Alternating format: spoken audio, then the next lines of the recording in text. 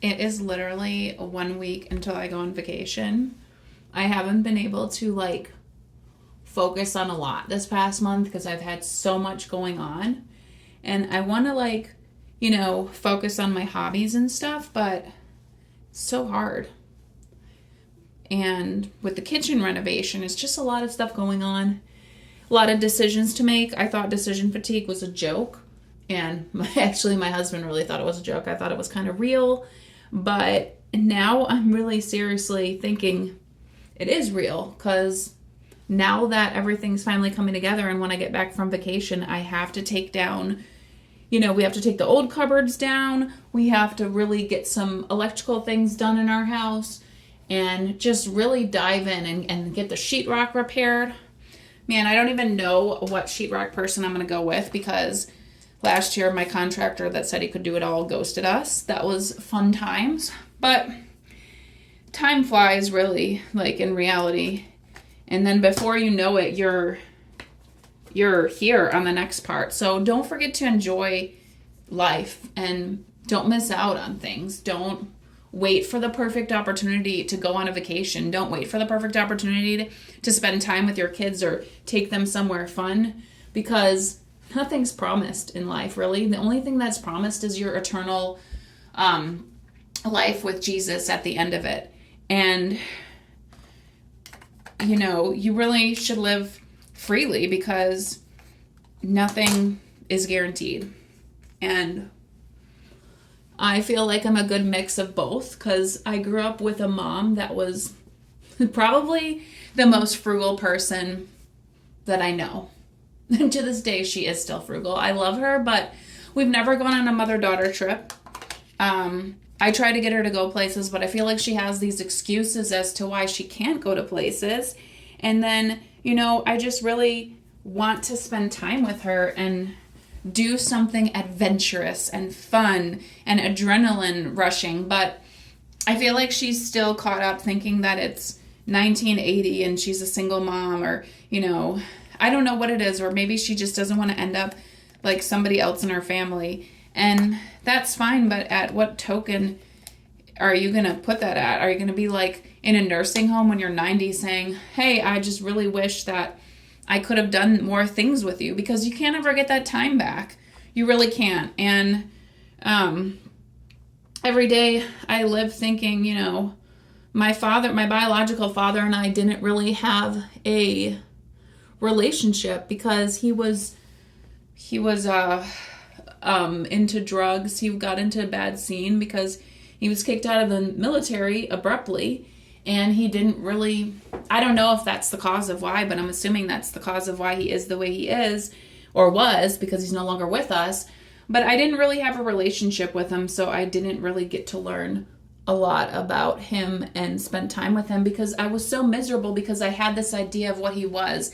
And we all have our faults. I'm not saying I should have ran away and hung out with him because he wasn't really a stable individual. However, at the same token, he was my biological father. I don't know much about his side of the family. I did the 23andMe thing, and I learned some stuff, but I don't even know.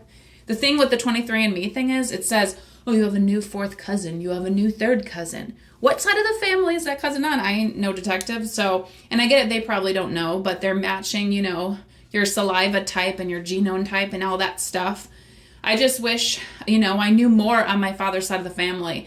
I know his half-sister and I know his cousin, and we don't really know much, or I don't really know much, that is. So bottom line, I wish I would have, took more time when I was younger, when he wanted a relationship and I wasn't so angry. And I actually, when he was incarcerated, maybe I would have asked some questions. But once again, nothing is promised in this life, and you really got to go out and be your own advocate. And sometimes I was facing my own childhood trauma that I didn't really know, should I pursue this relationship with him? Did I feel comfortable? Because when you're in trauma, you don't know that you're in trauma. And I think that's a lot of the thing that people face these days, is they're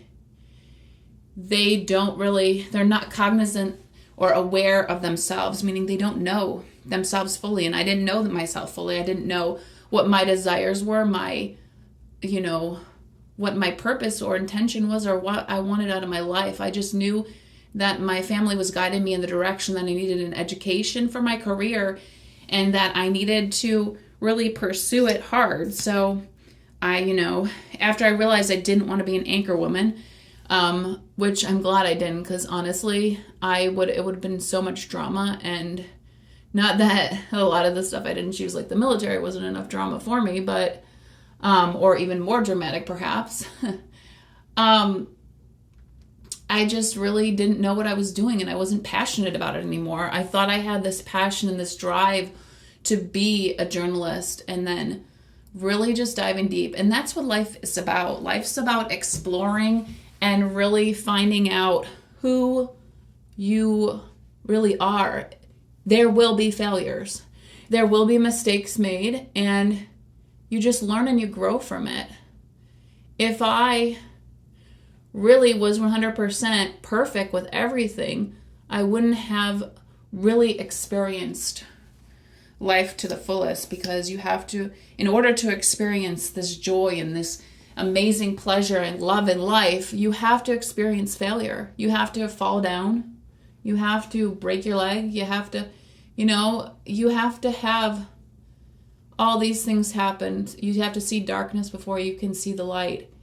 And that means, going through and finding out who you really are. And living life with no regrets is something I say. I'm not going to say I'm going to live life carelessly, but at the same sense, I'm going to live freely, and I'm going to accept that